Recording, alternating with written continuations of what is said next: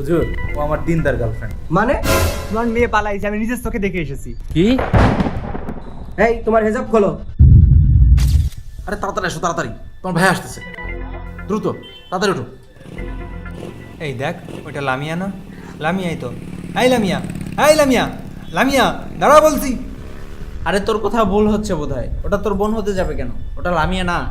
আরে আমি আমার বোনকে চিনবো না? ওইটা লামিয়াই ছিল। আরে ওইটা তোর বোন হলে তোরে চিনতো না। আগে চল বাসায় গিয়ে খোঁজ নেই। আচ্ছা ঠিক আছে চল।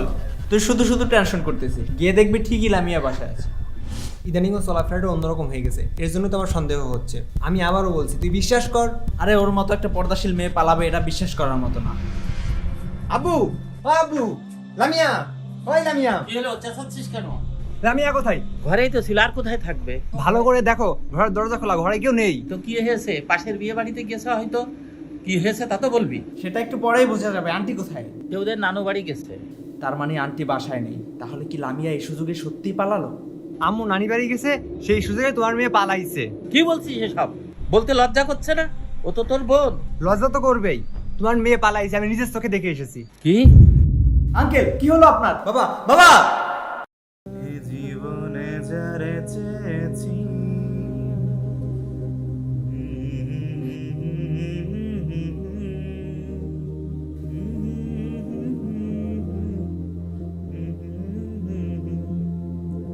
তোমারে খুঁজে পেয়েছি।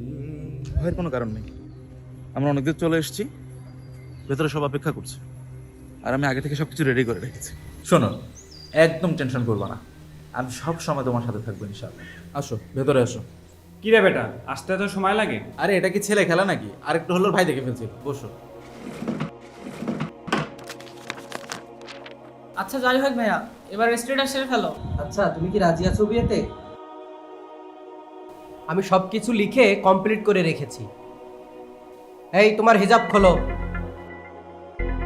এভাবে বসে থাকলে চলবে না আব্বু, কিছু তো একটা করতে হবে।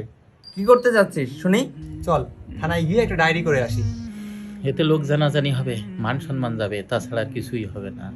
আঙ্কেল ঠিকই বলেছে, এদেশের আইনে সাবালিকা মেয়েরা যেখানে খুশি সেখানেই যেতে পারে। ঠিকই বলেছিস, চাইলে যেখানে খুশি যেতে পারে, যা খুশি করতে পারে। প্রেম, ভালোবাসা, জেনা, ব্যভিচার এগুলো কোনো সমস্যাই না। আর আপনি নিজেকে তো খুব দিনদার দাবি করেন, তাহলে আল্লাহ যে রিজিকের মালিক এটা বিশ্বাস করতে কষ্ট হয় আপনার? কি হলো চুপ করে রইলে যে? কাজী সাহেব, ও খাস পর্দা করে তো হিজাব খুলতে পারবে না। তাহলে তো হবে না, আমাকে তো দেখতে হবে যে এই মেয়েটা উনি কিনা। এতদিনে আমি মাত্র 2বার ওর চেহারা দেখেছি। আচ্ছা কিছু মনে না করলে আপনাকে আমি একটা কথা বলবো। জি কাজী সাহেব বলুন।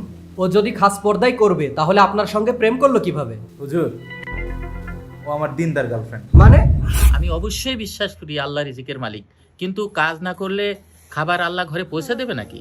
বিয়ে করলে আল্লাহ তাআলা রিজিক বাড়িয়ে দেন, আর বিয়ের পর কোনো ছেলে বসে থাকে না বাবা। তাই বলে আমি বেকার ছেলের হাতে মেয়ে তুলে দেবো নাকি? ওই বেকার ছেলের সাথে আপনার মেয়ে পালিয়েছে।